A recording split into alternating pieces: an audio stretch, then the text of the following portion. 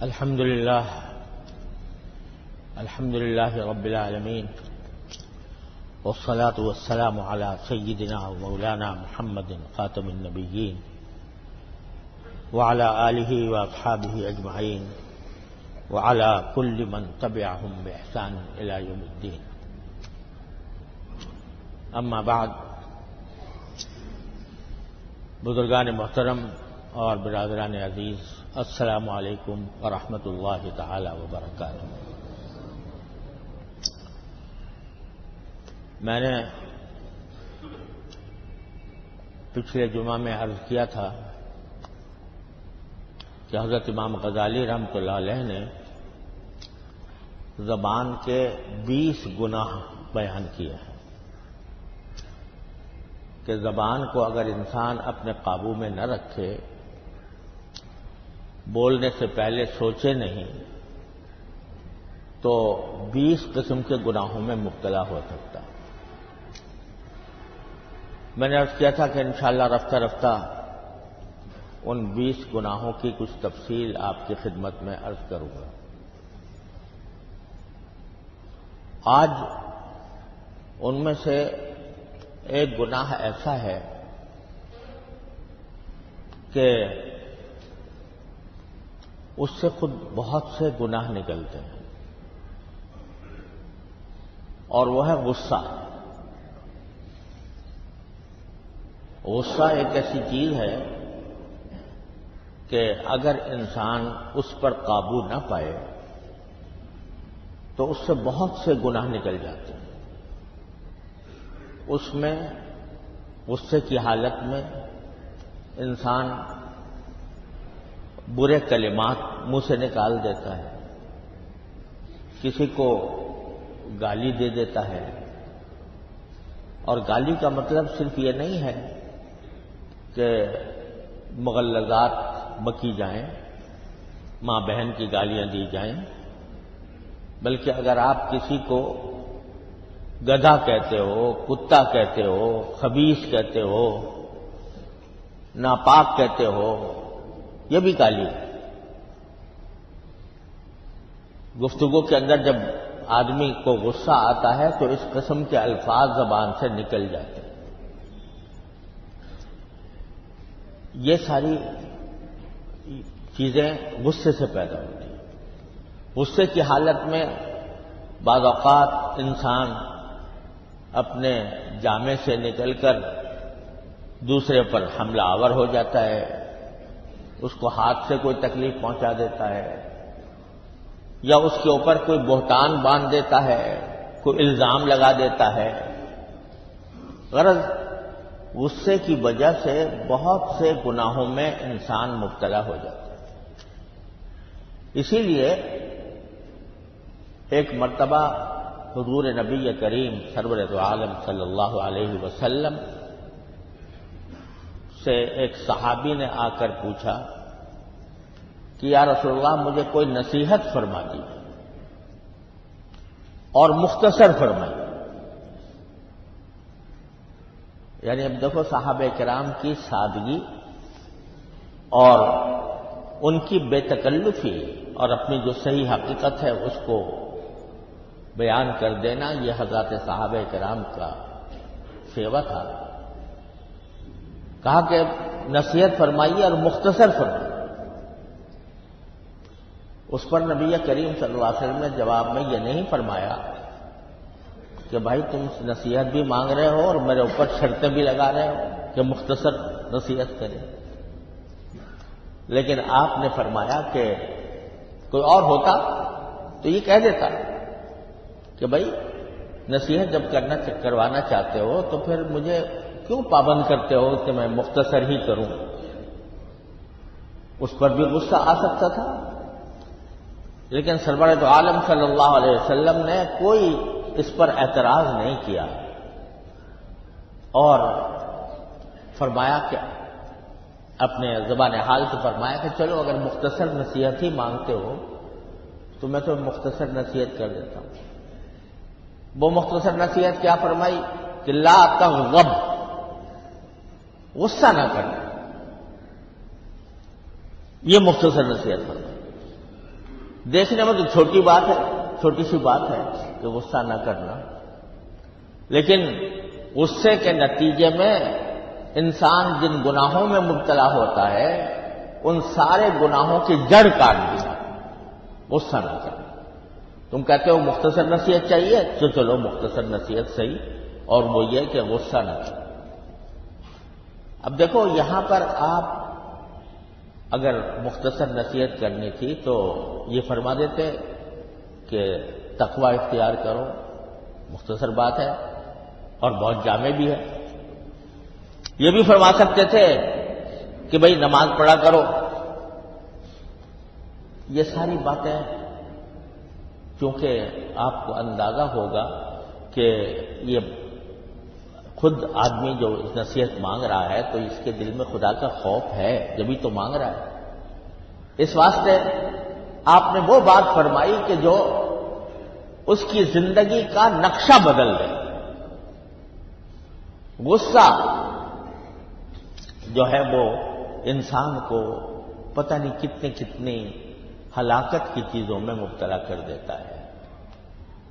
گالیاں اس سے ہوتی ہیں، بد کلامیاں اس سے ہوتی ہیں، دل آزاری اس سے ہوتی ہے، کسی کا دل دکھایا جاتا ہے، کسی کی آبرو ریزی کی جاتی ہے، اور کسی کے اوپر ہاتھ بھی اٹھا دیا جاتا ہے۔ اس لیے فرمایا کہ غصہ نہ کرو۔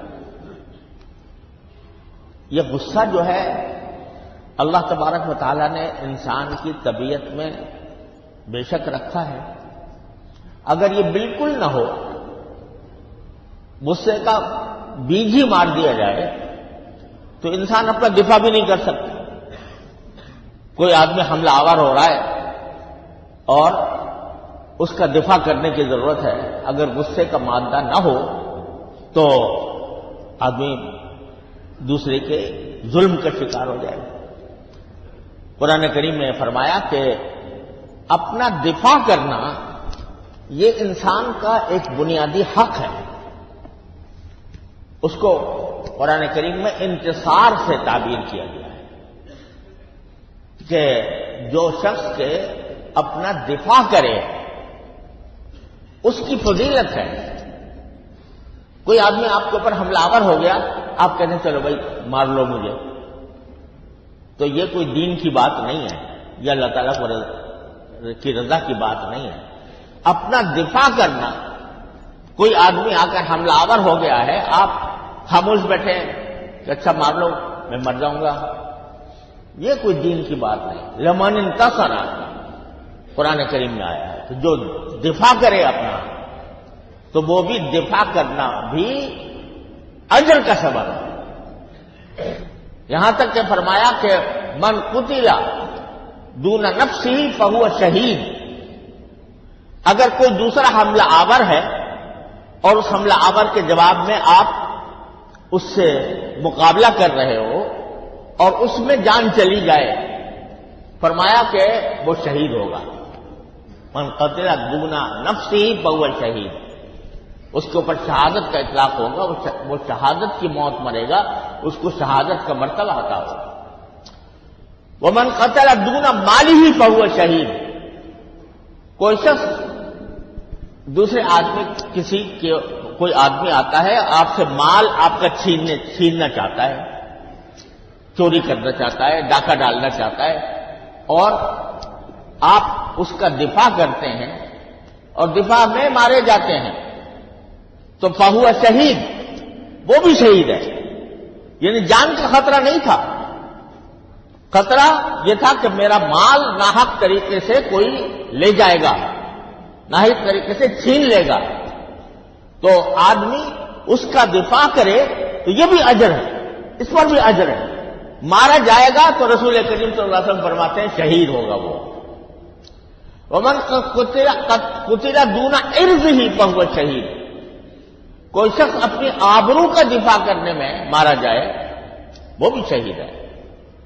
آبرو کا، جان کا کوئی خطرہ نہیں تھا، مال کا کوئی خطرہ نہیں تھا، لیکن آبرو کو خطرہ تھا۔ مثلا فرض کرو کہ کوئی شخص کسی کی بیوی پر، کسی کی بہن پر، کسی کی ماں پر حملہ آور ہوتا ہے اور اس سے اس کی بے عزتی ہو رہی ہے، اس بے عزتی کے مقابلے میں اگر وہ مارا جائے تو بھی شہید ہے۔ تو معلوم ہوا کہ دفاع کرنا بھی، اللہ تعالیٰ نے دفاع کرنا بھی اجر کا سبب قرار دیا ہے، ثواب کا سبب قرار دیا ہے۔ تو اگر غصہ بالکل نہ ہو انسان کے اندر تو اپنا دفاع کیسے کرے گا؟ لہذا اللہ نے پیدا کیا غصہ کس کام کے لیے؟ اپنا دفاع کرنے کے لیے۔ جو جہاں دفاع کی ضرورت ہو وہاں غصے کا استعمال بھی جائز ہے، جائز ہی نہیں ہے بلکہ بعض حالات میں وہ موجب اجر ہے۔ لیکن دوسری طرف اگر اس غصے کا ناجائز استعمال ہو، دیکھو جیسے مثلا جنگ ہو رہی کفار سے، جہاد ہو رہا ہے، اس میں اگر آدمی کے اندر غصے کا مادہ بالکل بھی نہ ہو، کیسے تلوار چلائے گا، کیسے وہ بندوق چلائے گا، کیسے وہ لڑے گا؟ وہ اس کام کے لیے۔ لیکن جہاں معاملہ آ جائے جنگ کا نہیں، کوئی دفاع کی ضرورت نہیں ہے، آپ حملہ آور ہو رہے ہیں دوسرے کے اوپر زبان سے یا ہاتھ سے، تو یہ غصے کا ناجائز استعمال ہے۔ اگر فرض کرو کسی نے آپ کو، فرض کرو کہ کوئی زبان سے کوئی تکلیف پہنچائی ہے، تو آپ بے شک اس کا بدلہ اس درجے میں لے سکتے ہیں، لیکن وہاں پر اگر آدمی اپنے غصے کو پی جائے تو اس غصے کو پینے کا سوال ہے، والکاظمین الغیظ والعافین عن الناس، جو غصے کو پینے والے ہیں اور لوگوں سے درگزر کرنے والے ہیں کہ اس شخص نے میری حق تلفی کی ہے، مجھے حق ہے بے شک اس کا بدلہ لینے کا، لیکن میں اللہ کے لیے اس کو چھوڑتا ہوں، معاف کرتا ہوں۔ تو یہ بڑی فضیلت کی چیز ہے۔ قرآن کریم فرماتا ہے کہ ادفع باللتی ہی احسن السیئہ، اگر تمہارے ساتھ کوئی شخص برائی کرتا ہے تو اس کا دفاع تم اچھائی کے ساتھ کرو۔ یعنی حق تو دیا ہے شریعت نے کہ جتنا ظلم دوسرے نے کیا ہے اتنا میں بھی کر لوں اس کے ساتھ، لیکن یہ فضیلت کی بات نہیں۔ فضیلت کی بات یہ ہے کہ دوسرا آپ کے ساتھ برائی کر رہا ہے اور آپ اس کے جواب میں اس کے ساتھ اچھائی کریں۔ حضرت امام ابو حنیفہ رحمۃ اللہ علیہ سے منقول ہے کہ جب ان کو پتہ چل رہا تھا کہ فلاں شخص نے میری برائی کی ہے، غیبت کی ہے، تو حضرت امام ابو حنیفہ رحمۃ اللہ علیہ اس کے گھر کچھ پھلوں کا یا کوئی کسی بھی چیز کا تحفہ بھیج دیا کرتے تھے۔ لوگوں نے کہا جی وہ تو آپ کی برائی کرتا ہے، کہا کہ وہ تو میرا محسن ہے، اس لیے کہ جتنی میری برائی کرے گا اتنا ہی اللہ تعالیٰ میرے اجر میں اضافہ کرے گا، تو میں اس کے احسان کا بدلہ اس طرح دیتا ہوں۔ تو وہ بھیج دیا گیا، ادفع باللتی ہی احسن السیئہ، برائی کا دفاع اچھائی سے کرو، فَإِذَا الَّذِي بَيْنَكَ وَبَيْنَهُ عَدَاوَةٌ كَأَنَّهُ وَلِيٌّ حَمِيمٌ، اس کا نتیجہ کیا ہوگا کہ جس کے ساتھ تمہاری دشمنی تھی وہ تمہارے لیے ایسا بن جائے گا جیسے گہرا دوست ہو تمہارا۔ لیکن فرمایا وَمَا يُلَقَّاهَا إِلَّا الَّذِينَ صَبَرُوا، یہ صفت کہ برائی کا بدلہ اچھائی سے دے، یہ انہی کو نصیب ہوتا ہے جو کہ صبر سے کام لیتے ہیں۔ وَمَا يُلَقَّاهَا إِلَّا ذُو حَظٍّ عَظِيمٍ، اور یہ صفت اسی کو ملتی ہے جو بڑے نصیبوں والا ہو۔ اصل نبی کریم سرور عالم صلی اللہ علیہ وسلم نے جو اصل تعلیم دی ہے وہ یہ ہے، تمہارا حق ضرور ہے کہ تم بدلہ لے لو، جس نے تمہیں کوئی تکلیف پہنچائی اتنی ہی تکلیف اس کو بھی پہنچا دو، لیکن جو اللہ تبارک و تعالیٰ کے نزدیک ہونے کا معاملہ ہے اور اللہ تعالیٰ کی خوشنودی حاصل کرنے کا معاملہ ہے وہ معاف کر دیں گے۔ الکاظمین الغیظ والعافین عن الناس، اچھے لوگوں کی تعریف کرتے ہوئے فرمایا کہ جو غصے کو پی جاتے ہیں اور لوگوں سے معافی کا، درگزر کا معاملہ کرتے ہیں۔ اور یہ نبی کریم سرور عالم صلی اللہ علیہ وسلم نے اپنے پوری زندگی کے طرز عمل سے بتایا۔ آپ کو معلوم ہے کہ مکے والوں نے کوئی کسر نہیں چھوڑی نبی کریم صلی اللہ علیہ وسلم کو ستانے میں، آپ کے صحابہ کرام کو اذیتوں ان کے اوپر ڈالنے میں کوئی کسر نہیں چھوڑی۔ آپ کے قتل کے منصوبے بنائے، آپ کو وطن سے نکالا، کیا کیا تکلیفیں بنی۔ لیکن جب رسول کریم صلی اللہ علیہ وسلم فاتح بن کر مکہ مکرمہ میں داخل ہوئے تو کوئی اور ہوتا تو سینہ تان کر داخل ہوتا، اکڑی ہوئی گردن کے ساتھ داخل ہوتا کہ میں آج فاتح بن کر آ رہا ہوں انہی لوگوں پر جنہوں نے مجھے ستایا تھا۔ لیکن آپ نے عام اعلان کر دیا کہ جو اپنے گھر کا دروازہ بند کر لے گا اسے امن ہے، جو ابو سفیان کے گھر میں داخل ہو جائے گا اسے امن ہے، جو حرم میں داخل ہو جائے گا اسے امن ہے۔ ایک خون کا قطرہ نہیں بہا اس راستے سے جس راستے سے رسول اللہ صلی اللہ علیہ وسلم مکہ مکرمہ میں داخل۔ یہ مثالیں چھوڑی ہیں رسول کریم صلی اللہ علیہ وسلم، یہ سنتیں ہیں رسول کریم صلی اللہ علیہ وسلم۔ سنتیں صرف ظاہر کی نہیں ہوتی کہ بھئی ہم نے اپنا ظاہر جو ہے اپنا لباس اپنا مذاقتہ وہ سنت کے مطابق بنا لی، وہ بھی اللہ تعالیٰ کی بڑی نعمت ہے، اللہ تعالیٰ سب کو توفیق عطا فرمائے، لیکن سنتیں ان میں منحصر نہیں ہیں۔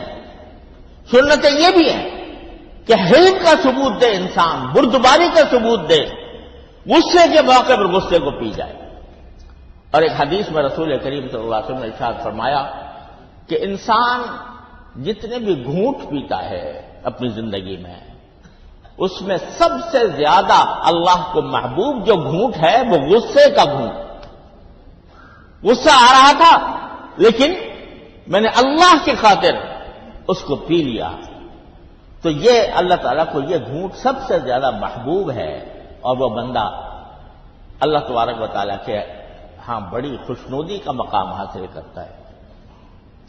ایک مرتبہ دیکھو سکھایا کس طرح غصے کو دبانے کا طریقہ سکھایا رسول کریم صلی اللہ علیہ وسلم نے، کہ ایک مرتبہ ایک صحابی تھے، ان کا ایک غلام تھا، اس نے کوئی غلطی کی تھی تو اس کو مارنا شروع کر دیا۔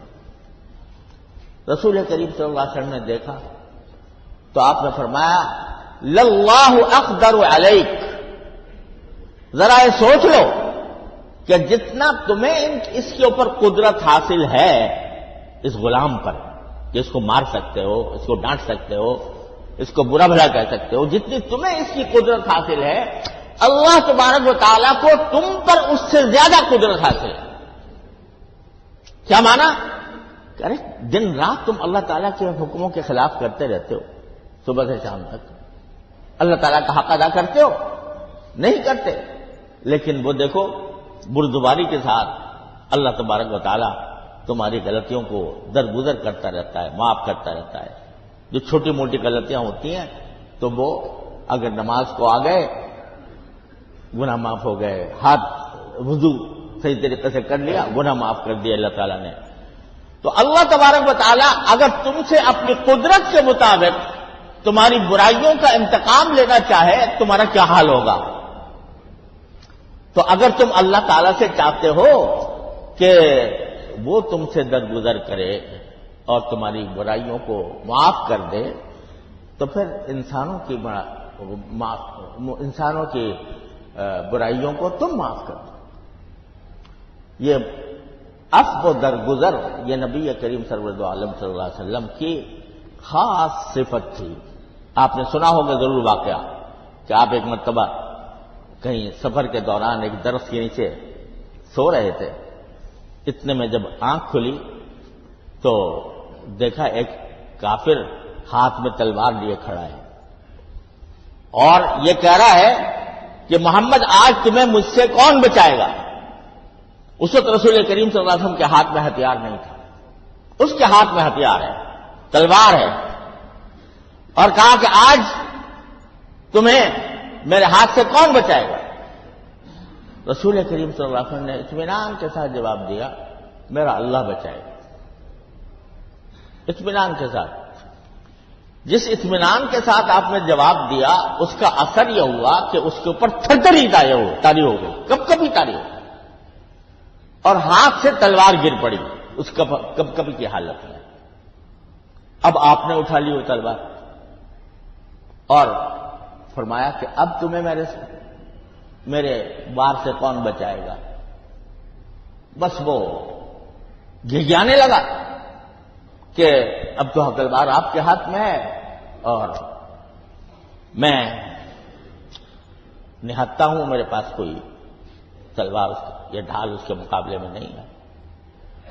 تو رسول کریم صلی اللہ علیہ وسلم فرمایا بتاؤ میں تمہارے ساتھ کیا معاملہ کروں. کہا آپ کے ہاتھ میں تلوار ہے, آپ چاہیں تو جیسے میں نے آپ کے اوپر کھینچی تھی آپ بھی کھینچ لیں اور مجھے مار دیں. آپ نے فرمایا نہیں, میں تمہیں معاف کرتا ہوں. تلوار اس کو دے دی اور معاف کر دی. اب جو شخص جان لینے کے لیے آیا اور اس کا بدلہ آپ نے کس طرح دیا کہ کہہ دیا معاف کرتا ہوں. معافی اور عفو درگزر یہ نبی کریم سرور عالم صلی اللہ علیہ وسلم کا خاص وصف تھا, اور صحابہ کرام کے اندر بھی اللہ تبارک و تعالیٰ نے یہ وصف پیدا کر دیا تھا. رسول کریم صلی اللہ علیہ وسلم نے رچا بسا دیا تھا صحابہ کرام کو. حضرت علی رضی اللہ تعالی عنہ, ان کے سامنے ایک یہودی تھا, اس نے رسول کریم صلی اللہ علیہ وسلم کی شان میں کوئی گستاخی کر دی تو حضرت علی نے اس کو گرا دیا اور اس کے سینے پر سوار ہوا. لیکن اس نے جب دیکھا کہ میں بالکل بے بس ہو گیا ہوں تو حضرت علی کے منہ پر تھوک دیا. جو ہی اسے تھوکا حضرت علی کھڑے ہو گئے, چھوڑ کے کھڑے ہو گئے. لوگوں نے کہا کہ اس نے تو اور زیادہ گستاخی کی تھی, آپ اس کا مزید بدلہ لیتے. کہا میں نے پہلے جو کر رہا تھا وہ جناب رسول اللہ صلی اللہ علیہ وسلم کی ناموس کی خاطر کر رہا تھا. اب اگر کرتا تو اپنے لیے کرتا کہ میرے ساتھ اس نے زیادتی کی ہے لہذا میں ماروں. یہ مزاج بنا دیا تھا نبی کریم صلی اللہ علیہ وسلم تمام صحابہ کرام کا. تو بھائی گزارش یہ ہے کہ یہ غصہ جو ہے اس کے اوپر قابو پانے کی ضرورت ہے, اور قابو پانے کے لیے قرآن کریم نے طریقہ بتا دیا کہ جب کبھی غصہ آئے تو کہو اعوذ باللہ من الشیطان الرجیم, اللہ کی پناہ مانگو شیطان رجیم سے. اور حدیث میں آیا کہ ٹھنڈا پانی پی لو, بیٹھے ہو تو لیٹ جاؤ, کھڑے ہو تو بیٹھ جاؤ, نچلی حالت میں آ جاؤ.